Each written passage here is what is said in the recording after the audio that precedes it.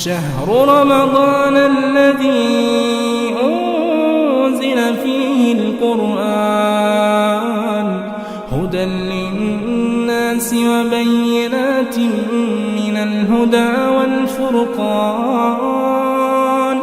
فمن شهد منكم الشهر فليصمه ومن كان مريضا أو على سفر فعدة من أيام أخر. بسم اللہ الرحمن الرحیم. قرآن حکیم کے پہلے پارے کی تفسیر کا خلاصہ پیش خدمت ہے. الحمد للہ رب العالمین. الحمد کیا مطلب؟ حمد کا پوری زندگی پڑھتے رہتے ہیں، کچھ سمجھ میں آتا نہیں. الحمد کیا مطلب؟ حمد کا مطلب ہے وصف المحمود بالکمال مع المحبت والاجلال. یہ حمد کی تعریف ہے. کیا مطلب؟ جس کی آپ تعریف کر رہے ہیں اسے آپ کمال سے متصف کریں، جس میں محبت بھی ہو اور تعظیم بھی ہو. نہیں سمجھے؟ جیسے اللہ تبارک و تعالی اپنی ذات میں کامل ہے، یعنی اس کی ذات کامل ہے. اللہ اپنی صفات میں کامل ہے، یعنی اس کی صفات کاملہ ہے. اللہ اپنے افعال میں کامل ہے. تو یہ جو کہہ رہے ہیں آپ ذات میں کامل ہے، صفات میں کامل ہے، افعال میں کامل ہے، تو گویا اللہ محمود ہے جس کی آپ تعریف کر رہے ہیں، اسے آپ کمال سے متصف کر رہے ہیں کہ وہ اپنی ذات میں کامل ہے، اپنی صفات میں کامل ہے، اپنے افعال میں کامل ہے. ہمارا حال کیا ہے؟ ہماری ذات ناقص ہے، ہماری صفات ناقص ہیں، ہمارے افعال ناقص ہیں. اور یہ جو آپ کمال سے متصف کر رہے ہیں اس میں محبت ہونی چاہیے اور تعظیم ہونی چاہیے. اگر محبت اور تعظیم نہیں ہے تو یہ حمد نہیں ہے، مدح ہو جائے گا. مدح معنی بھی تعریف ہوتا ہے. تو حمد کا مطلب ہوا وصف المحمود بالکمال مع المحبت والاجلال. رب کس کو کہتے ہیں؟ کہتے یا ربی، اے میرے رب. کیا مطلب رب کا؟ اس کا مطلب بھی سمجھ نہیں. رب مجتمع فیہ ثلاثۃ اوصاف، جس کے اندر 3 صفتیں جمع ہو وہ رب ہے. کون کون سی صفت ہونا؟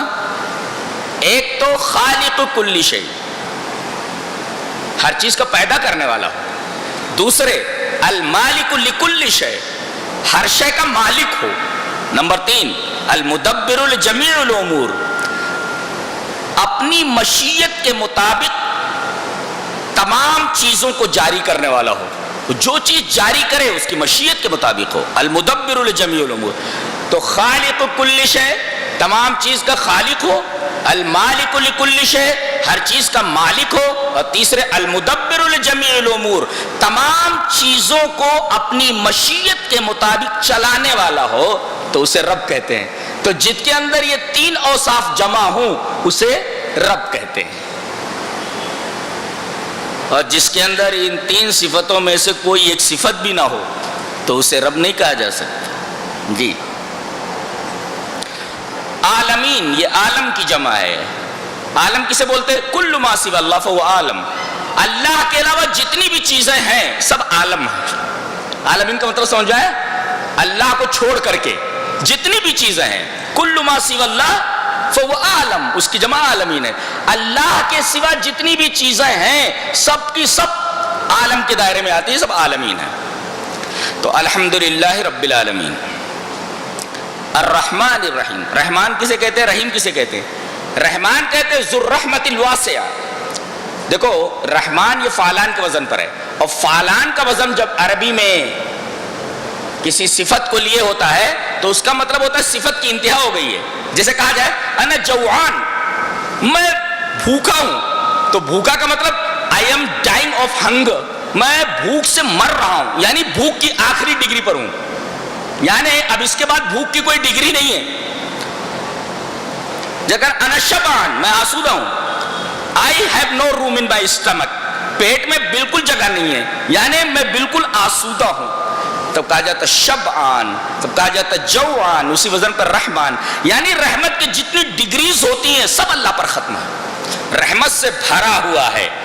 تو ذو الرحمت الواسع، رحمت سے بھرا ہوا.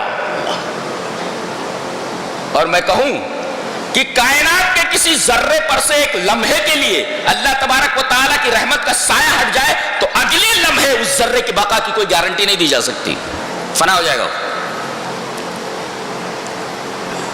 کائنات کا ہر ذرہ جو باقی ہے وہ اللہ کے رحم کی وجہ سے. تو ذو الرحمت الواسعہ، بہت زیادہ وسیع رحمت والا، رحمت سے بھرا ہوا. اچھا اب رحمت سے بھرا ہوا ہے، رحیم کس کو کہتے ہیں؟ رحمت کو پہنچانے والا، ذو الرحمت الواصلہ. تو الرحمن کا مطلب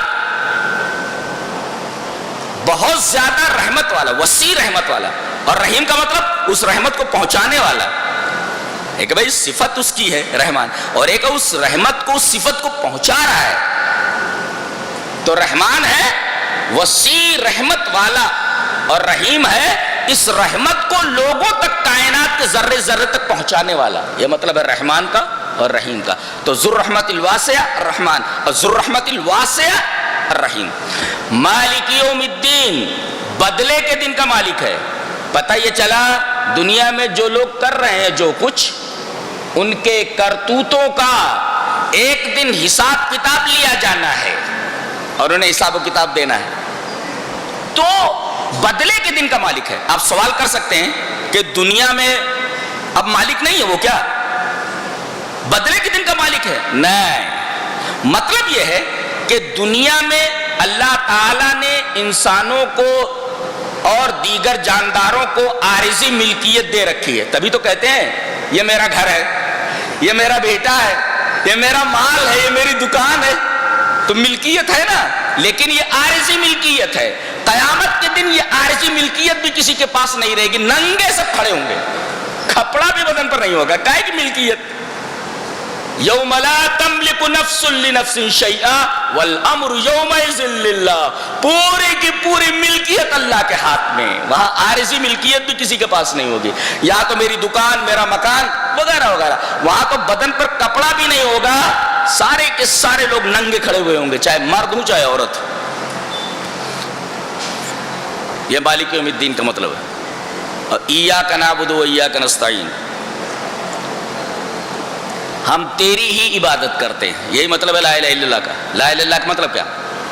نہیں ہے کوئی معبود برحق سوائے اللہ کے. اور جب ہم کہتے ہیں ایاک نعبد، ہم تیری ہی عبادت کرتے ہیں، تو ایاک نعبد کا بین ہی مطلب لا الہ الا اللہ ہے. ہم تیری ہی عبادت کرتے ہیں. اگر کوئی کہے ہم تیری عبادت کرتے ہیں، شبہ ہوگا کسی اور کی بھی عبادت کرتا ہے کیا؟ ہم تیری بھی عبادت کرتے ہیں، یعنی دوسرے کی عبادت کر رہا ہے اور اس کے ساتھ اللہ کی بھی عبادت کر رہا ہے. تو کہا جائے، کوئی کہے، بیوی کہے میں تیری بھی بیوی ہوں، شوہر برداشت کرے گا؟ یہی سب ہو رہا ہے. ایاک نعبد کے اندر یہی کہا جائے ہم تیری ہی عبادت کرتے ہیں. لوگ کیا کہہ رہے ہیں؟ عورتیں کیا بولے؟ میں تیری بھی بیوی ہوں. یہی سب چل رہا ہے آج.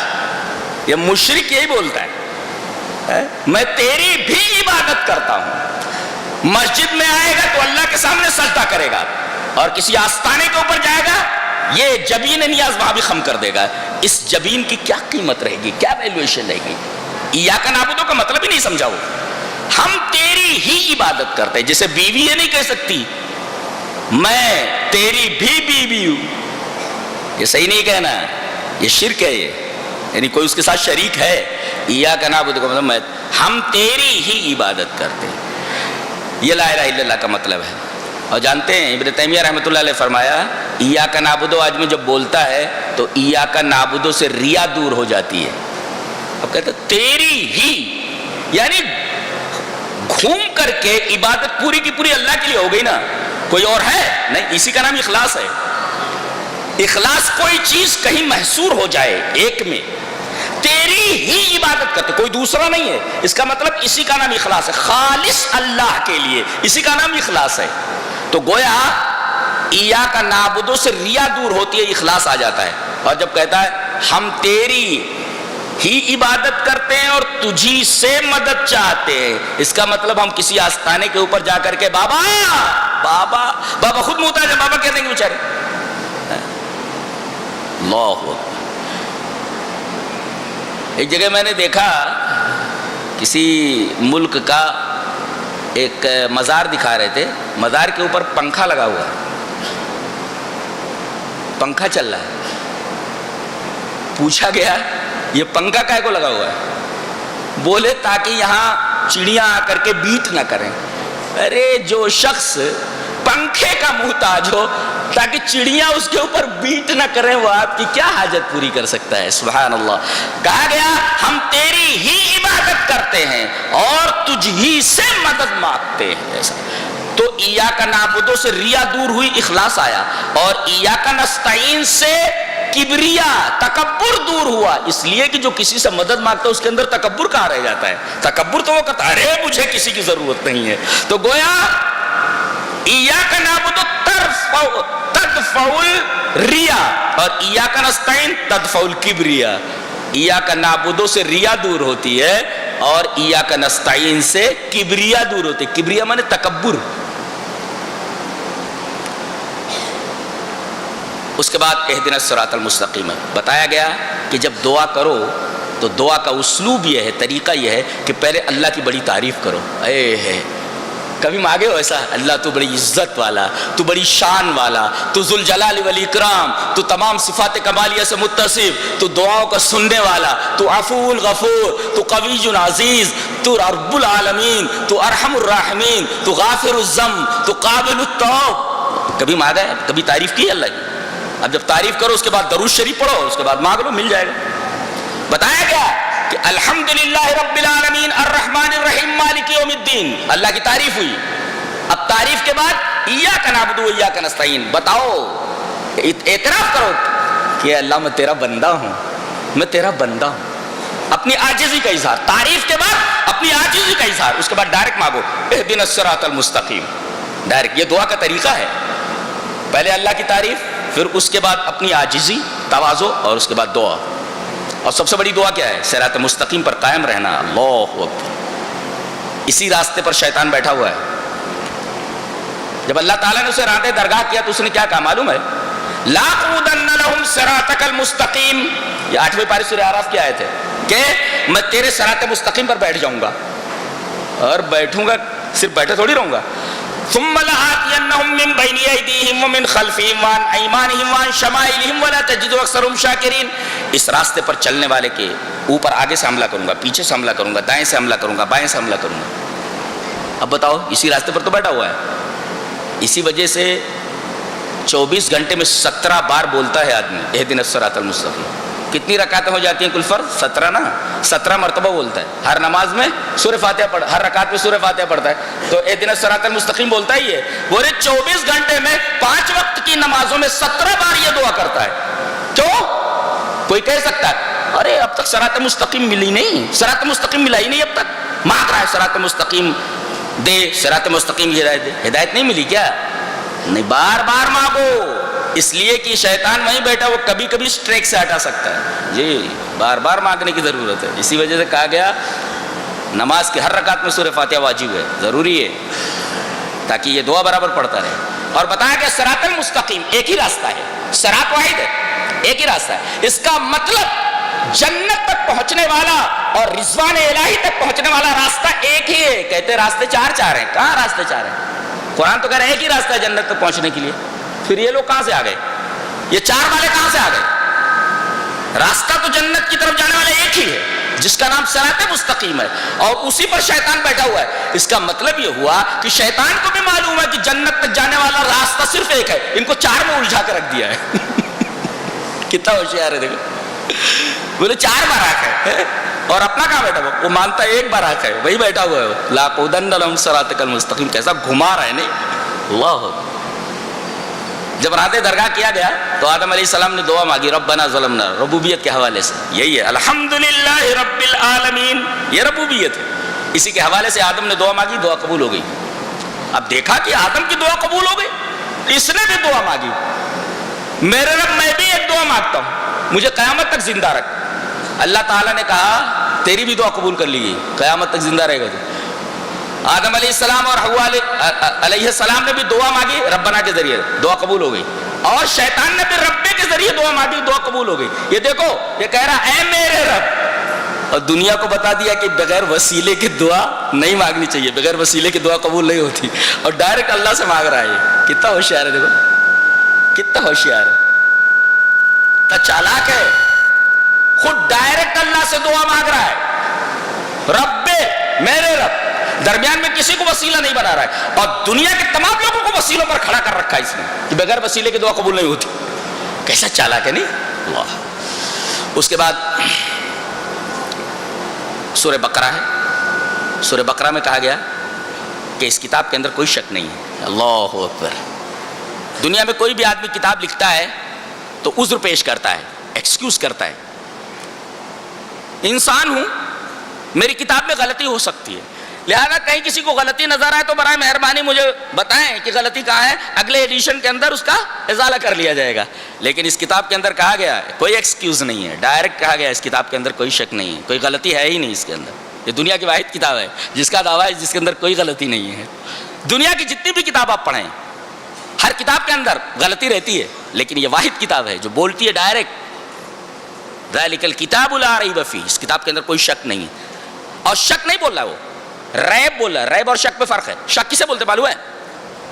ہاں یا نہ، دونوں کا پلڑا برابر رہے، زید گیا نہیں گیا، جتنا گیا اتنا نہیں گیا، دونوں کا رجحان بالکل برابر ہے، ترازو کے دونوں پلڑے برابر ہیں، یس یا نو کے بالکل برابر ہیں، یس یا نو، گیا یا نہیں گیا، تو اس کو کہتے ہیں شک۔ سمجھ میں آیا؟ شک کسے کہتے ہیں کہ رجحان کے دونوں اطراف برابر ہوں، دیٹ از کالڈ شک۔ اور ریب کس کو کہتے ہیں کہ رجحان کے دونوں پلڑے برابر ہونے کے ساتھ ساتھ تہمت بھی لگائے۔ نبی کریم صلی اللہ علیہ وسلم کے اوپر تہمت بھی لگاتے تھے کفار کہ اس نے قرآن کو خود گھڑ لیا ہے، یہ تہمت تھی، جبکہ قرآن آپ کا کلام نہیں اللہ کا کلام ہے۔ تو مشرکین کیا بولتے تھے؟ اس نے قرآن کو گھڑ لیا ہے، تہمت ہے۔ تو شک کے ساتھ تہمت اگر ہے تو دیٹ از کالڈ ریب، اور اگر تہمت نہیں ہے شک ہے تو دیٹ از کالڈ شک۔ اس کے بعد مومنوں کے لیے 3 آیتیں لائی گئی، ان کے اوصاف بیان کیے گئے کہ یہ متقی ہوئیں اور یہ غیب پر ایمان لاتے ہیں، نماز قائم کرتے ہیں، ہم نے جو دیا خرچ کرتے ہیں، قرآن پر ایمان لاتے ہیں، پچھلی کتابوں پر ایمان لاتے ہیں، آخرت پر یقین رکھتے ہیں، آخرت پر یقین رکھتے ہیں۔ یقین کا مطلب سمجھتے ہیں کیا ہوتا ہے؟ یقین کا مطلب ہوتا ہے کہ هو العلم التام لیس فیہ ادنی شک، علم مکمل ہو جس کے اندر ذرہ برابر شک نہ ہو، دیٹ از کالڈ یقین۔ لیس فیہ ادنی شک، ذرہ برابر شبہ نہ ہو، شک نہ ہو۔ گویا یہ ایسے ہیں کہ آخرت کے بارے میں کہ مرنے کے بعد زندگی ہے، جنت ہے، دوزخ ہے، حساب کتاب ہے، قبر کا عذاب ہے، قبر کا ثواب ہے، حشر ہے، نشر ہے، پلسرات ہے وغیرہ، ان تمام چیزوں کے اوپر یقین رکھتے ہیں۔ کوئی کتنا بھی انہیں بہکائے، یہ لوگ وہم میں مبتلا نہیں ہوتے، انہیں شک لاحق نہیں ہوتا آخرت کے بارے میں۔ آخرت کس کو کہتے ہیں؟ بعد میں آنے والا، یہ دنیا کے مقابلے میں، دنیا جو ابھی ہے اور آخرت دنیا کے مقابلے میں جو بعد میں آنے والی ہے۔ آخرت مانے بعد میں آنے والی، اور دنیا کس کو بولتے ہیں؟ یہ جو ابھی ہے، پریزنٹ ہے۔ دنیا مانے قریب اور آخرت مانے بعید، دور ہے جو۔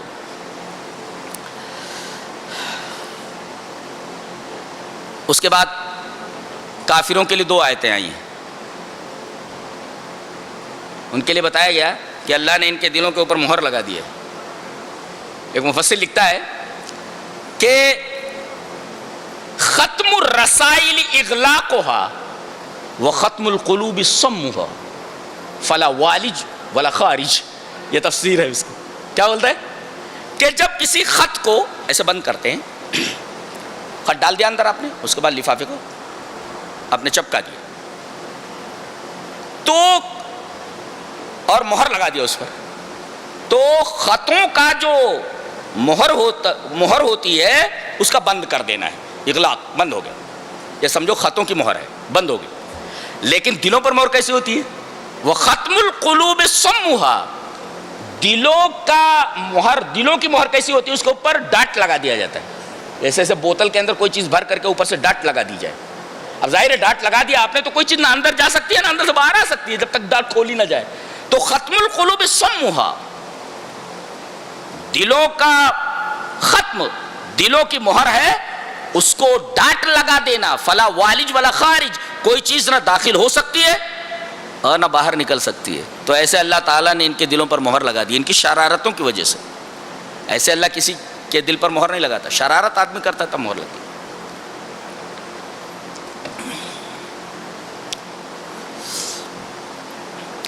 اس کے بعد یہ کہا جا رہا ہے وَمِنَ النَّاسِ مَن يَقُولُ آمَنَّا بِاللَّهِ. کیا بولتے ہیں؟ یہ منافقین کے بارے میں. تو مومنوں کے لیے 3 آیتیں، کافروں کے لیے 2 آیتیں اور منافقین ان کے لیے 13 آیتیں. گویا کہ انسانوں کی کل 3 قسمیں ہیں. دنیا میں جتنے بھی انسان ہیں وہ 3 قسم کے ہوتے ہیں، یا تو ایمان والا مومن، یا بالکل اس کے مقابل میں انکار کرنے والا کافر، اور ایک بیچ کا. نہ وہ مومن ہوتا ہے اور نہ وہ کافر ہوتا ہے. وہ ظاہر کرتا ہے کہ میں مسلمان ہوں اور اندر سے کافر ہوتا ہے. یہ بیچ کا. ایسے دنیا میں بھی انسان 3 طریقے کے ہوتے ہیں، مذکر، مؤنث اور مخنث. یہ منافق کسی مخنث کی ہجڑے کی طرح ہوتا ہے، جی جی مخنث کی طرح ہوتا ہے. اب مومن کے لیے 3 آیتیں، کافروں کے لیے 2 آیتوں میں بس، اور منافقین کے لیے 13 آیتیں. یاد رہے گا، 3 2 13. تیسری قسم کے لیے 13 آیتیں ہیں. سب سے پہلے کہا گیا کہ ان کی ایک خرابی یہ ہے وَمِنَ النَّاسِ مَن يَقُولُ آمَنَّا بِاللَّهِ وَبِالْيَوْمِ الْآخِرِ وَمَا هُمْ بِمُؤْمِنِينَ. یہ کہتے ہیں بعض منافق کہ ہم اللہ پر ایمان لائے اور آخرت پر ایمان لائے، لیکن یہ ایمان لانے والے نہیں ہیں. ایک مفسر لکھتا ہے کہ العبرۃ بالافعال لیس بالاقوال فقط. اعتبار افعال کا ہے، کام کا ہے، قول کا نہیں ہے. قول کا نہیں ہے، صرف آدمی منہ سے بول دے بس کافی ہے. اعتبار فعل کا ہے، اعتبار قول کا نہیں ہے. آپ بول دے. اللہ تبارک و تعالیٰ اعتبار فعل کا کرتا ہے. کہتے نہیں ہیں کام پیارا ہوتا ہے، چام پیارا نہیں ہوتا. بولتے کام کرو آپ. تو العبرۃ بالافعال، اعتبار کاموں کا ہے، صرف اقوال کا نہیں. یہ لوگ صرف بولتے تھے، کرتے نہیں تھے. تو آدمی بولے کچھ کرے کچھ، تو یہ منافق کی صفت رکھنے والا آدمی ہے. ایسا ہے. اس کے بعد فرمایا گیا فی قلوبہم مرض، ان کے دلوں میں مرض ہے. یہاں تھوڑا ٹھہر کر ہم اس کی وضاحت کرنا چاہتے ہیں. ان کے دلوں میں بیماری ہے. ایک مفسر لکھتا ہے کہ جب کسی آدمی کو بخار ہوتا ہے، کوئی مرض لاحق ہوتا ہے، تو کھانوں کا ذائقہ علی خلاف ما ہوا ہوتا ہے. یعنی اگر میٹھی چیز رہتی ہے تو اسے کڑوی لگتی ہے، یعنی ذائقہ الگ ہو جاتا ہے کھانے کا بیماری کی وجہ سے. ایسے ہی منافق کے دلوں میں مرض ہے. یہ حق کو باطل دیکھتے ہیں اور باطل کو حق دیکھتے ہیں. تو کوئی ایسا آدمی ہو جو حق کو باطل کہے اور باطل کو حق کہے، پتہ یہ چل جائے گا کہ یہ آدمی منافق ہے اور یہ آدمی اپنے دلوں میں مرض پالے ہوئے، اپنے دل کے اندر مرض پالے ہوئے، دل میں بیماری ہے. تبھی تو حق کو باطل اور باطل کو حق سمجھ رہا ہے. اور کہتے پہچانے کیسے کہ دل صحیح ہے یا دل علیل ہے، بیمار ہے؟ کیسے پہچانے؟ بتایا گیا کہ اگر دل خیر کا ارادہ کرتا ہے، بھلائی، تو سمجھو دل صحیح ہے، تندرست ہے، اور اگر برائی کا ارادہ کرتا ہے تو سمجھ لو دل بیمار ہے۔ اور اگر یہ دیکھو کہ دل حق کو باطل سمجھ رہا ہے، دل بیمار ہے، اور اگر حق کو حق سمجھ رہا ہے تو دل صحیح اور سلیم ہے۔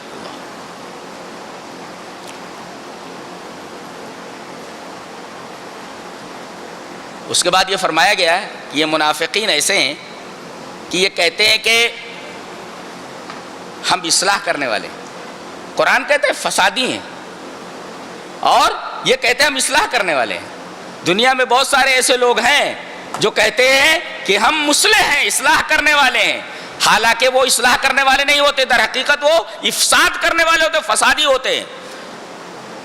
ایک مفسر نے کہا لیس کل من یدعی الاصلاح فہو مصلح، جو آدمی اصلاح کا دعویٰ کرے ضروری نہیں کہ وہ مصلح بھی ہوتا ہے۔ یا تو دیکھو منافقین دعویٰ کر رہے ہیں نا ہم اصلاح کرنے والے ہیں، لیکن حقیقت میں مصلح ہے کیا؟ تو لیس کل من یدعی الاصلاح فہو مصلح، ضروری نہیں کہ جو آدمی اصلاح کا دعویٰ کرے کہ میں اصلاح کرنے والا ہوں وہ اصلاح کرنے والا ہے۔ کتنے مولوی ہیں شرک دھڑلے کے ساتھ بیان کرتے ہیں اور کہتے ہیں کہ ہم توحید بیان کر رہے ہیں۔ اگر یہ دیکھا جائے کہ آدمی توحید کے نام پر شرک کو سپورٹ کر رہا ہے، شرک بیان کر رہا ہے، تو سمجھو اس آدمی کا دل بیمار ہے اور یہ منافق کی کیٹیگری سے۔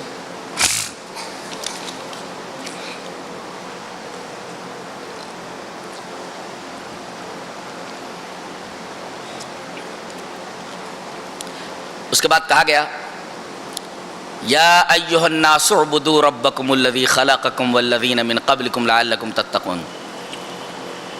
اس آیت کریمہ میں بتایا گیا کہ دنیا کا ہر آدمی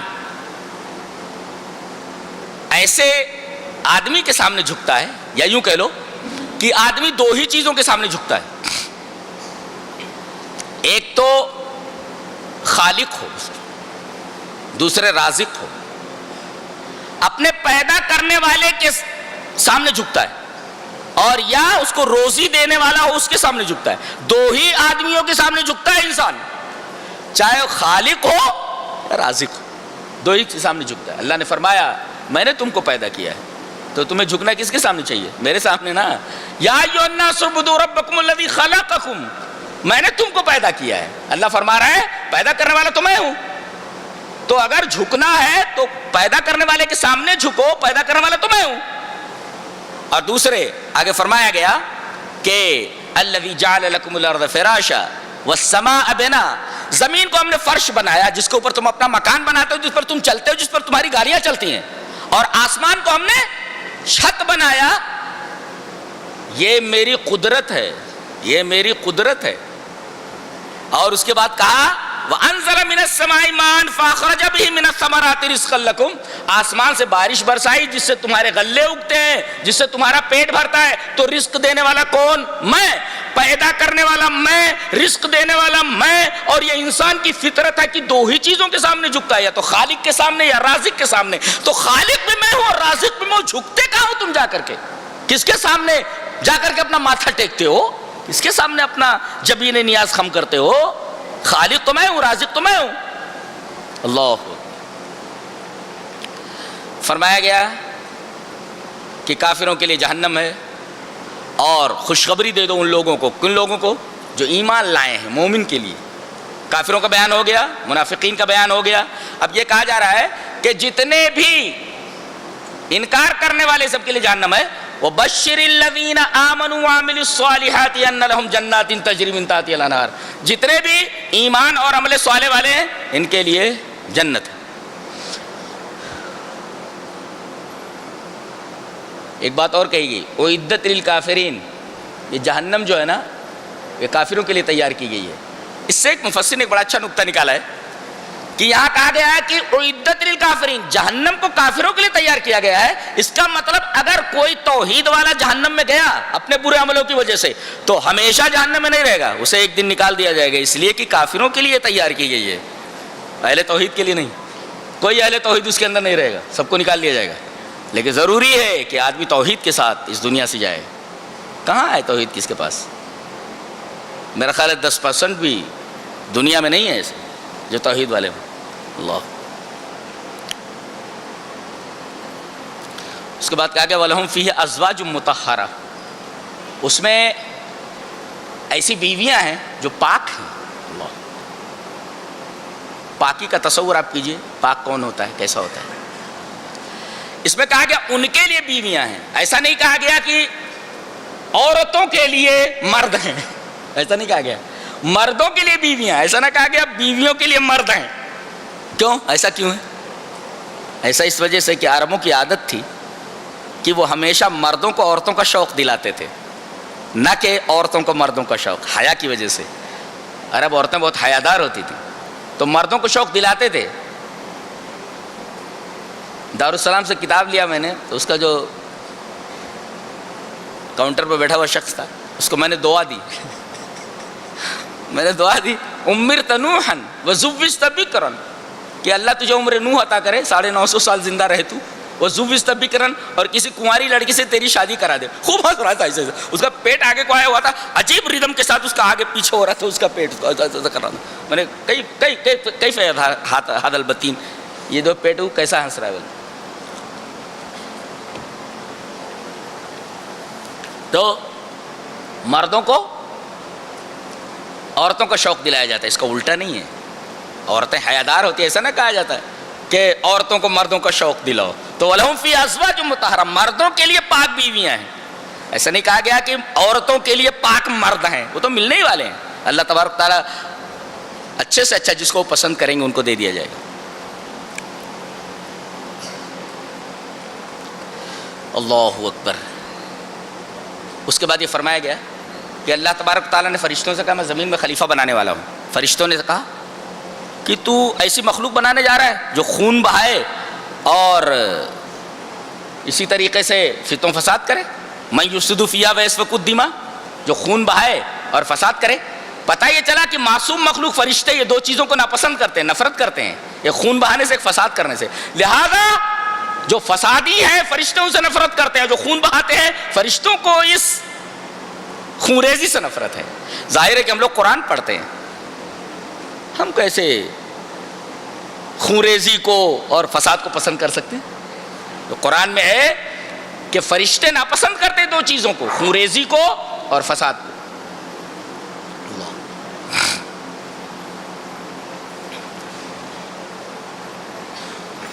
اس کے بعد کہا گیا آدم کو جنت میں ڈال دیا گیا حوا کے ساتھ، ان کی بیوی کے ساتھ. کہا گیا یا آدم اسکن انت وزوجک الجنہ وکلا منہا رغدا حیث شئتما. کہا گیا اے آدم تم اور تمہاری بیوی جنت میں ٹھہر جاؤ اور جو مرضی ہو جم کر کے کھاؤ. ایک مفسر لکھتا ہے کہ متطلبات الحیات الکریمہ، ایک اچھی زندگی کے تقاضے کیا ہوتے ہیں، ڈیمانڈز کیا ہوتے ہیں. ایک اچھی زندگی کی ڈیمانڈ کیا ہو سکتی ہے؟ بولے 3 چیزیں، ایک تو گھر، السکن، اور دوسرے الزواج، اچھی بیوی، اور تیسرے لقمۃ الحریہ، آزادی کے ساتھ آدمی کو لقمہ مل جائے. یہ 3 چیزیں جس کو مل جائے قرآن حکیم کہتا ہے وہ سکون میں ہے. کیا کتاب ہے نہیں، سبحان اللہ. کیا متطلبات الحیات الکریمہ، اچھی زندگی کے تقاضے اور ڈیمانڈز کیا؟ 3، مکان ہو، زواج، بیوی اچھی ہو، اور تیسرے لقمۃ الحریہ، آزادی کے ساتھ آدمی لقمہ اپنے حلق کے نیچے اتار سکتا ہو. یہ تینوں چیزیں اگر مل گئی تو سمجھو اسے ایک بہترین زندگی عطا کر دی گئی، دے دی گئی.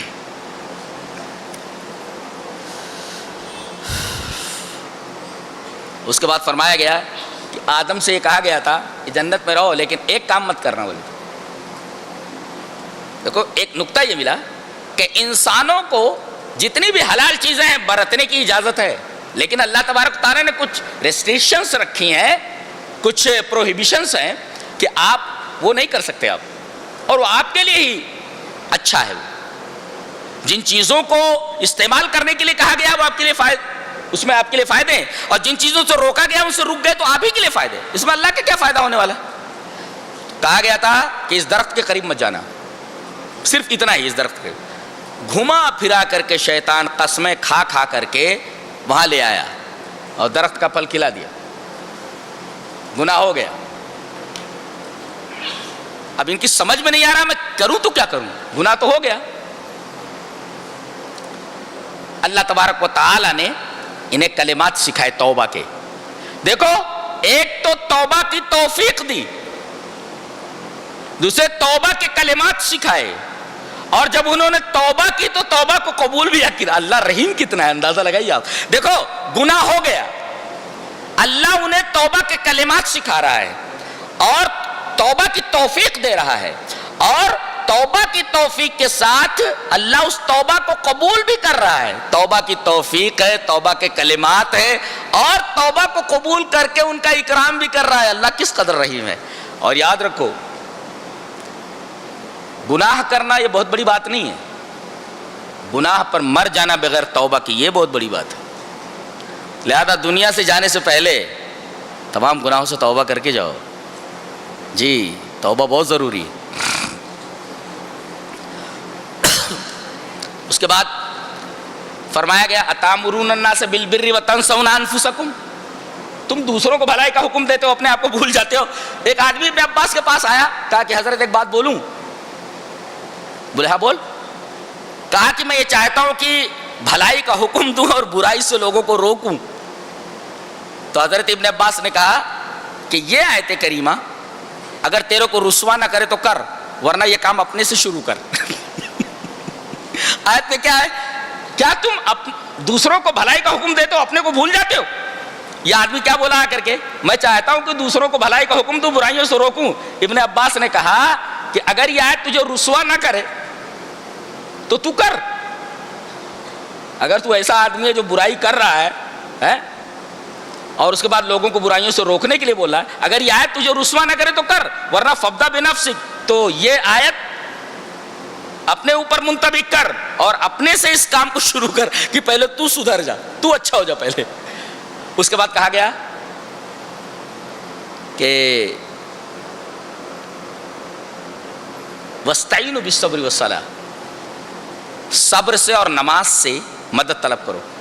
جب بھی کوئی مصیبت آئے دو چیز آپ کو کرنا ہے, صبر اور نماز. ایک مفسر نے لکھا ہے کہ صبر کے ساتھ نماز کی کیا ضرورت ہے, تو لکھا ہے کہ صبر ایک توشہ ہے. ارے بھائی ٹفن لے کر کے آپ جا رہے ہیں, توشہ ختم ہو گیا, اب کیا کرنا ہے آپ کو, تو اب نماز آپ کا ساتھ دے گی. اللہ اکبر, توشہ ختم ہو جائے تو نماز آپ کا ساتھ دے گی. جی ہاں, نماز آپ کا ساتھ دے گی. تو صبر ایک توشہ ہے, وہ ختم ہو سکتا ہے. اگر یہ توشہ ختم ہو جائے تو نماز سے سہارا لو, یہ اس کو ریکور کر دے گی, برابر کر دے گی. اور ایک نے کہا, ایک مفسر نے, کہ صبر جو ہوتا ہے یہ تمہاری مدد کرتا ہے کہ تم گرو نہ پستی میں, اور نماز مدد کرتی ہے کہ تم اوپر بلندی کی طرف چڑھتے چلے جاؤ. تو صبر تم کو نیچے نہیں گرنے دیتا اور نماز تم کو بلندی کی طرف لے جاتی ہے. لہذا اگر نیچے نہ گرنا ہو اور بلندی کی طرف سفر کرنا ہو تو دو چیزیں آپ کو کرنی ہے, صبر اور نماز. وَاسْتَعِينُوا بِالصَّبْرِ وَالصَّلَاةِ, نیچے اگر نہ گرنا ہو اور بلندی کی طرف جانا ہو تو ان دونوں چیزوں کو پکڑ لو. بلندی کی طرف جاؤ گے, نیچے نہیں گرو گے, یہ بتایا گیا. کہا گیا کہ نماز جو ہوتی ہے نا ایک شخص کے اوپر بھاری نہیں پڑتی, ورنہ نماز بھاری پڑتی ہے لوگوں کے اوپر. کون لوگ ہوتے؟ خشوع والے. خشوع جیسے نماز ہوتا ہے, نماز کے اندر خشوع خضوع ہونا. اب نماز کے اندر خشوع خضوع کا کیا مطلب ہے؟ ادھر کھجا رہا ہے, ادھر کھجا رہا ہے, اور کھڑا ہے یہاں, دل اور دماغ اس کا دکان میں ہے, ادھر دیکھ رہا ہے ادھر دیکھ, اس کا مطلب نماز میں خشوع نہیں ہے. اچھا, لیکن اگر جس کے اندر خشوع ہو اس کے اوپر نماز بھاری نہیں ہے. اب ایک سوال پیدا ہوا, یہ خشوع لائے کہاں سے؟ سوال پیدا ہوا نا. نماز بھاری ہے لوگوں پر, مگر جن کے پاس خشوع ہے ان کے اوپر نماز بھاری نہیں ہے. اب سوال پیدا ہوا کہ ہم خشوع لائے کہاں سے؟ جواب دیا گیا, الذین یظنون انہم ملاقو ربہم وانہم الیہ راجعون. یہ تصور کرو کہ ایک دن اللہ کے سامنے کھڑے ہونا ہے, اللہ سے ملاقات کرنا ہے اور اسی کی طرف جانا ہے. اگر یہ تصور رہے کہ ایک دن رب کے سامنے کھڑا ہونا ہے تو خشوع تو ویسے پیدا ہو جائے گا. آدمی کے ذہن سے تمام چیزیں کافور ہو جائیں گی, اللہ ہی اس کو دکھے گا سامنے. اللہ اکبر. تو خشوع اگر پیدا کرنا ہو تو ایک ہی طریقہ ہے, تصور یہ کرو کہ ہمیں ایک دن رب سے ملاقات کرنا ہے. الذین یظنون انہم ملاقو ربہم وانہم الیہ راجعون. اللہ اکبر.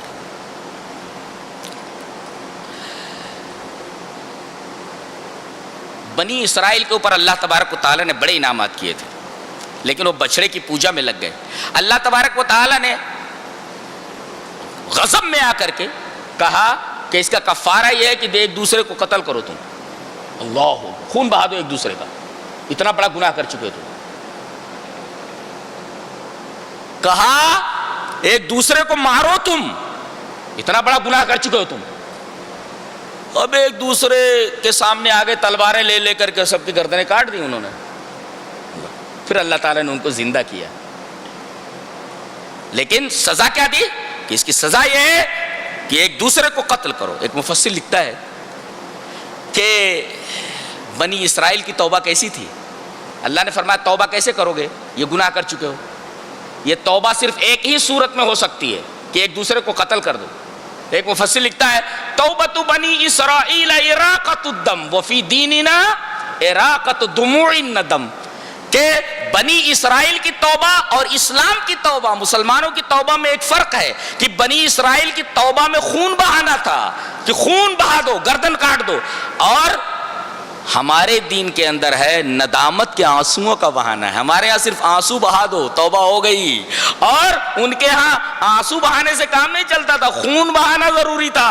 یہ فرق ہے بنی اسرائیل کی توبہ میں اور مسلمانوں اور اسلام کے اندر توبہ کے تصور میں۔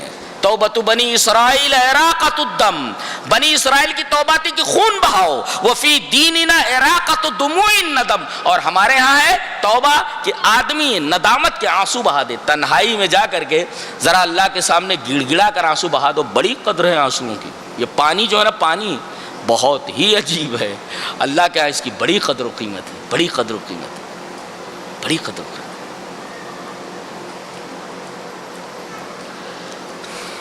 کہا گیا فَاقْتُلُوا أَنفُسَكُمْ، اوکے کیوں؟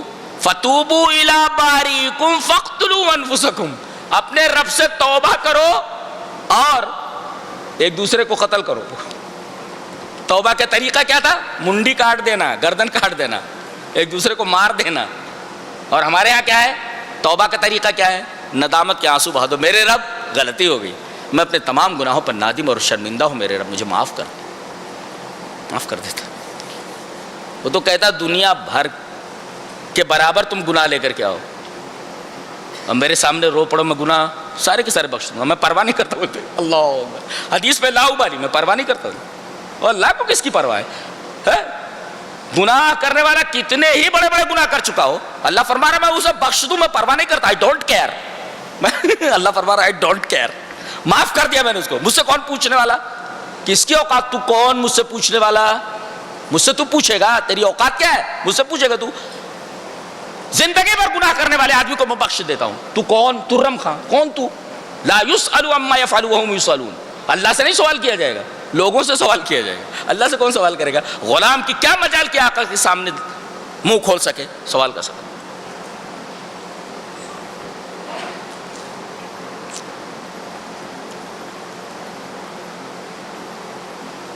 بنی اسرائیل میں ایک شخص تھا، اس کو کسی نے قتل کر دیا، غالباً اس کے بھائی کے بیٹوں نے، بھتیجوں نے قتل کر دیا۔ پتہ نہیں چل رہا تھا کہ اس کو قتل کس نے کیا ہے۔ اب یہ مقتول کے وارثین آئے اور موسیٰ سے کہا کہ تم دعا کرو اللہ سے۔ دیکھو کتنے بدماش ہے، دیکھو ذرا کیا بول رہے ہیں۔ قالوا ادع لنا ربک یبین لنا، اپنے رب سے آپ دعا کرو کہ ہمارے لیے واضح کرے کہ قاتل کون ہے۔ کیا سمجھے آپ؟ بنی اسرائیل اتنی بری قوم ہے یہودی، انہوں نے کبھی اللہ کو اپنا رب نہیں مانا ہے۔ اللہ الحمدللہ رب العالمین، ہم تو روز کہتے ہیں میرے رب۔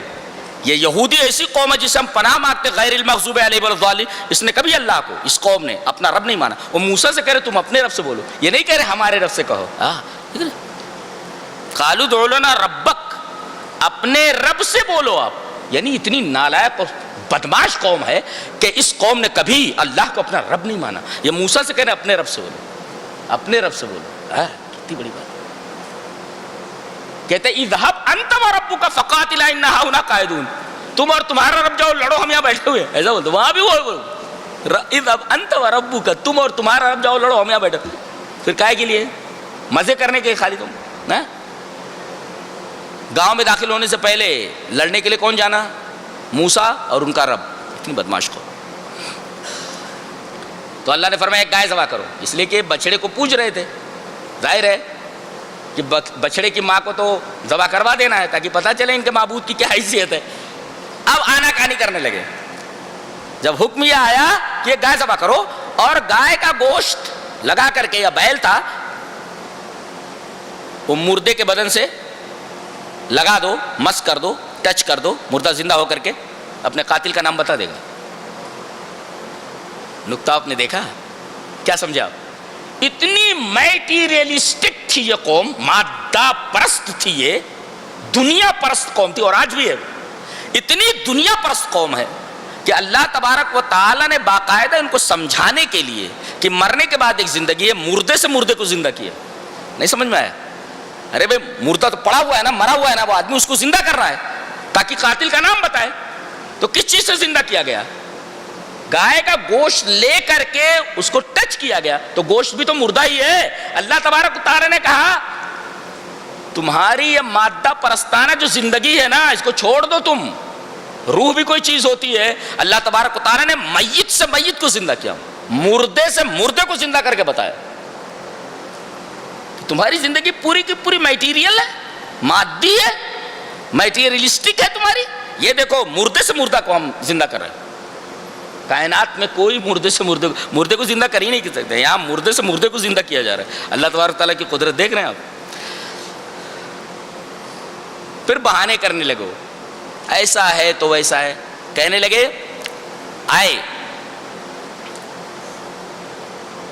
کہنے لگے کیا بول رہے ہیں آپ؟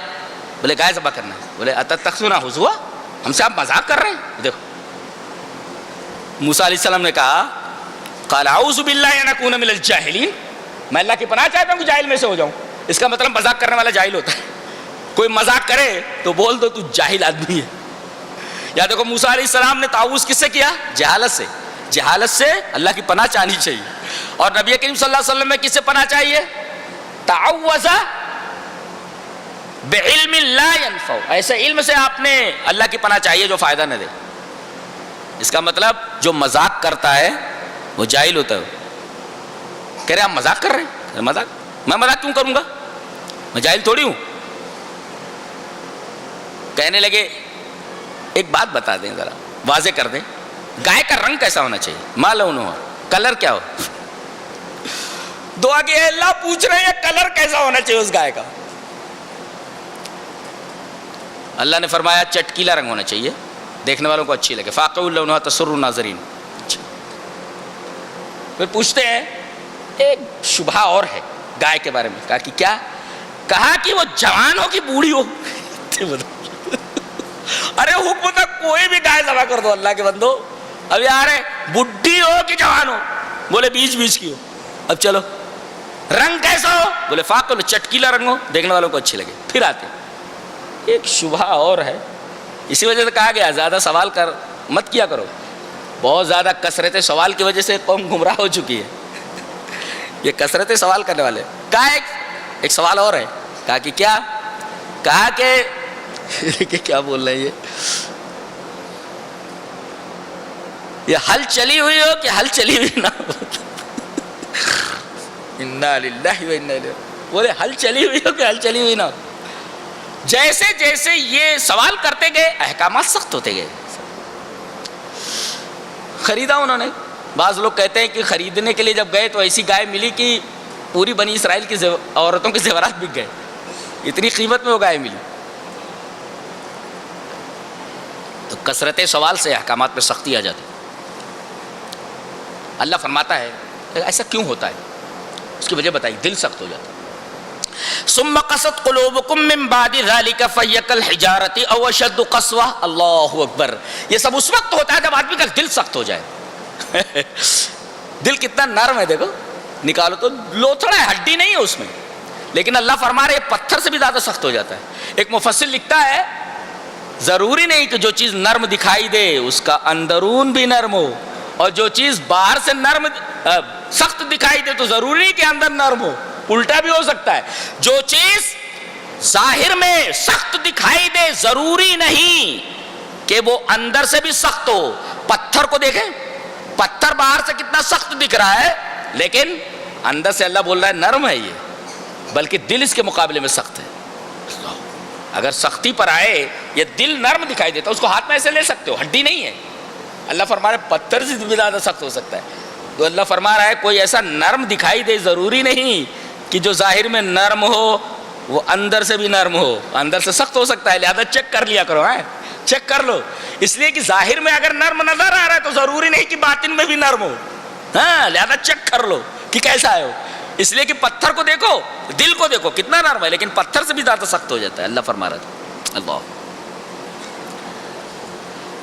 کہتے ہیں ایک بعض لوگ گناہ کرتے ہیں وَأَحَاطَتْ بِهِ خَطِيئَتُهُ، غور سے سنو اس کو، گناہ کرتے کرتے گناہ ایسا ہوتا ہے گناہ اس کو چاروں طرف سے گھیر لیتے، احاطہ کر لیتے، وَأَحَاطَتْ بِهِ خَطِيئَتُهُ، احاطہ، وہ جو دائرہ ہوتا ہے نا، دائرہ سمجھتے ہیں نا، پڑھتے ہو ان وچ کلاس ڈو یو ریڈ، کس میں پڑھتے ہو؟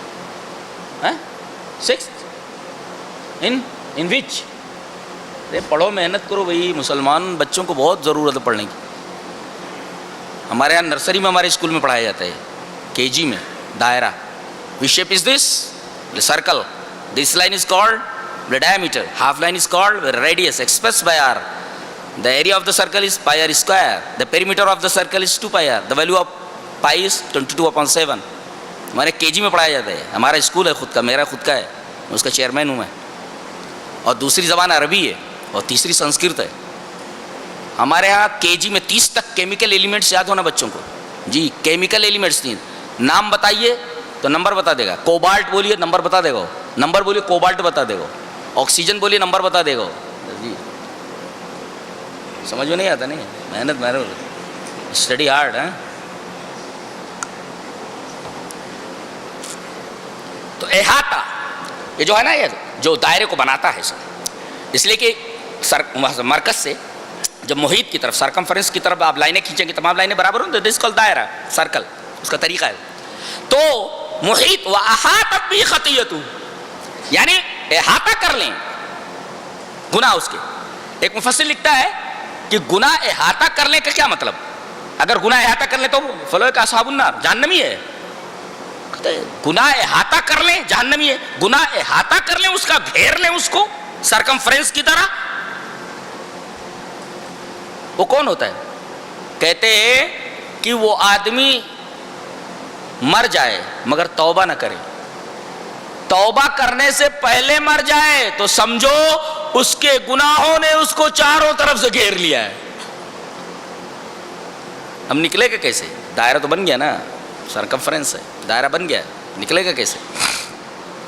اس کے بعد انسانیت کا ایک اصول بیان کیا جا رہا ہے، وَقُولُوا لِلنَّاسِ حُسْنًا، ہر ایک آدمی سے خوش اخلاقی سے پیش آؤ، جی اس میں جنس نہیں بیان کی گئی، کالا ہو گورا ہو، کہاں کا رہنے والا ہو کہاں کا رہنے والا نہ ہو، لون رنگ نہیں بتایا گیا، گورا ہو کالا ہو، جنس نہیں بتایا گیا کہاں کا ہو، اور اسی طرح دین نہیں بتایا گیا کہ کس مذہب کا ہو۔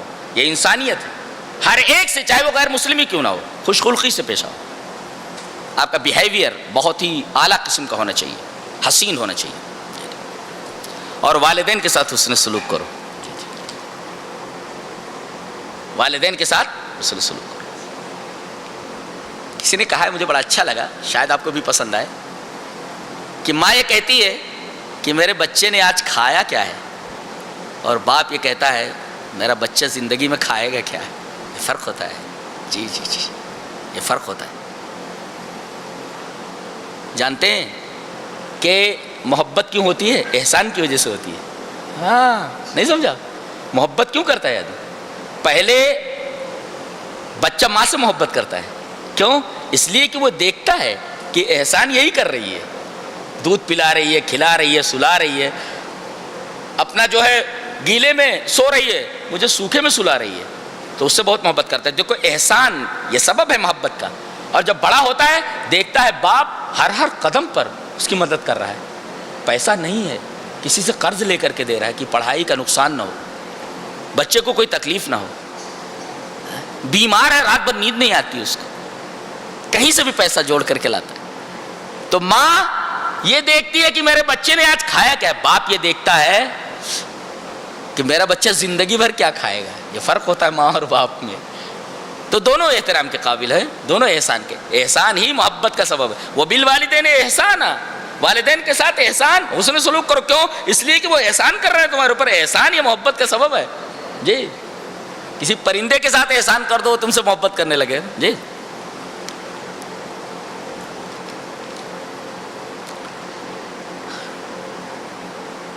یہودیوں کے بارے میں بتایا گیا یہ زندگی کے اتنے خواہش مند ہیں کہ اگر ان کو 1000 سال کی بھی عمر دے دی جائے تب بھی ان کو کم پڑے گی. کیوں ایسا جانتے ہیں میں کیوں؟ آدمی گناہوں کا رسیا ہو جائے, گناہوں کا چسکا لگ جائے تو پھر وہ لمبی زندگی کی خواہش کرتا ہے. گناہوں کا رسیا ہو جائے, زیادہ سے زیادہ مزے لے لو, زیادہ سے زیادہ گناہ کر لو, زیادہ سے زیادہ. تو یہ جو ہے گناہ کا جو تصور ہے اور گناہ کرنے کا جو انداز ہے اس کا, یہ اس کو سجھاتا ہے کہ تو تمنا کرتی زندگی بڑی لمبی ہو. ایسے یہودی ایسے ہی تھے. فرمایا گیا کہ یہ قرآن جو نازل ہوا ہے یہ دل کے اوپر نازل ہوا ہے. فَإِنَّهُ نَزَّلَهُ عَلَىٰ قَلْبِكَ, اے میرے حبیب یہ قرآن دل کے اوپر نازل ہوا ہے. کہتے انزل القرآن علی الجنان, قرآن نازل ہوا دل کے اوپر لیقودہ الی الجنان, تاکہ جنت میں لے جائے. ایک مفسر بولتا ہے یعنی قرآن دل کے اوپر نازل ہوا ہے تاکہ دل کو منور کرے. ہو آج اسی قرآن کو لوگوں نے چھوڑ دیا. اس کے بعد ہاروت ماروت کا بیان ہے. ہاروت ماروت کے بارے میں کہا جاتا ہے یہ دونوں فرشتے تھے, لیکن میں یہ کہتا ہوں کہ یہ دونوں یہودی تھے. یہ جادو سکھاتے تھے, لیکن فرشتے معصوم ہیں اور جادو شرک ہے. فرشتے جادو نہیں کر سکتے نہ سکھا سکتے. تو یہ دونوں یہودی تھے, جادو سکھاتے تھے. ایک مفسر نے بڑا اچھا لکھا ہے کہ یہ دنیا ہاروت اور ماروت سے بھی بڑی جادوگر ہے. کیوں؟ اس لیے کہ یہ کیا کرتے تھے, ان کا ایک کام تھا جادو کے ذریعے کہ یفرقون بھی بین المرء و زوجہ, جادو کے ذریعے میاں بیوی کے درمیان تفریق پیدا کر دیتے تھے. اور میاں بیوی کے درمیان تفریق یہ عائلی زندگی کے پورے خاندانی نظام کو بگاڑ کر کے رکھ دیتا ہے. تو کیا کرتے تھے, جادو کے ذریعے شوہر اور بیوی کے درمیان جدائی کر دیتے تھے. تو مفسر نے لکھا کہ ہاروت ماروت سے زیادہ, ہاروت ماروت سے بڑی جادوگر ہے یہ دنیا, اس لیے کہ ہاروت ماروت اپنے جادو کے ذریعے میاں بیوی کے درمیان جدائی ڈال دیتے تھے, لیکن یہ دنیا رب اور بندے کے درمیان جدائی ڈال دیتی ہے. یہ بہت خطرناک ہے یہ. لہذا دنیا سے ذرا محتاط ہو کر کے رہے, بی کیئرفل, بالکل کیئرفل ہو. اس لیے کہ ہاروت ماروت جادو کے ذریعے میاں بیوی کے درمیان جدائی ڈال دیتے تھے, اور دنیا رب اور بندے کے درمیان جدائی ڈال دیتی ہے. دنیا میں آدمی پھنس جاتا ہے, رب کو بھول جاتا ہے.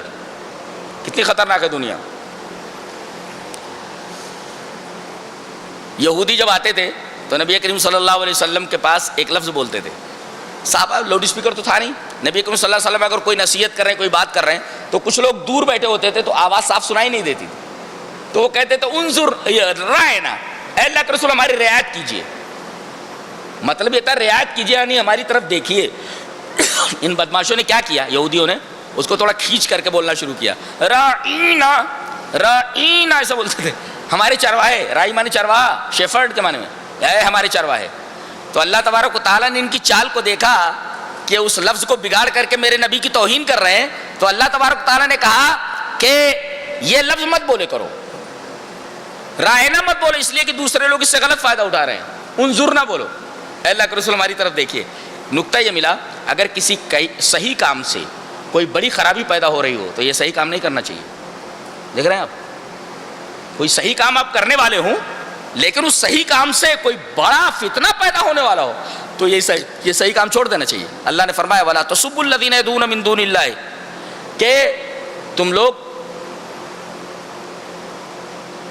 ان لوگوں کے معبودوں کو برا بھلا نہ کہو جو اللہ کے علاوہ دوسروں کی عبادت کرتے ہیں. کیوں؟ اگر ان کو برا بھلا کہو گے تو مجھے برا بھلا کہیں گے. دیکھ رہے ہیں آپ. تو صحیح بات اگر کسی بڑے فتنے کو جنم دینے والی ہو تو صحیح بات کو روک لینا چاہیے, نہیں بولنا چاہیے.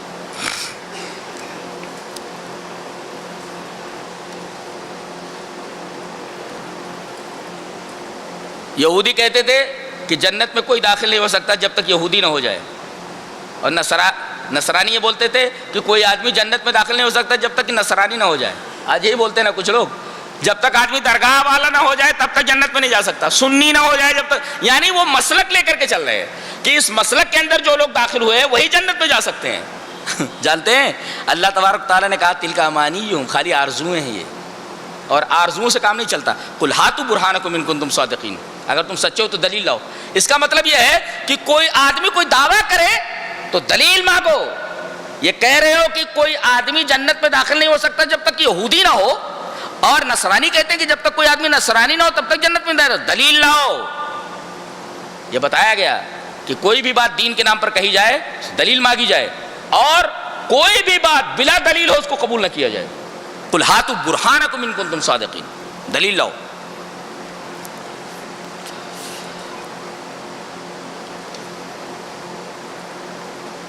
اس کے بعد یہ کہا جا رہا ہے تلک امۃ قد خلت لها ما کسبت ولکم ما کسبتم ولا تسألون عما كانوا يعملون۔ یہ امت تھی، ایک گزر گئی، تم سے تمہارے عملوں کے بارے میں پوچھا جائے گا اور ان سے ان کے عملوں کے بارے میں پوچھا جائے گا۔ وہ تمہارے عملوں کے ذمہ دار نہیں اور تم ان کے عملوں کے ذمہ دار نہیں۔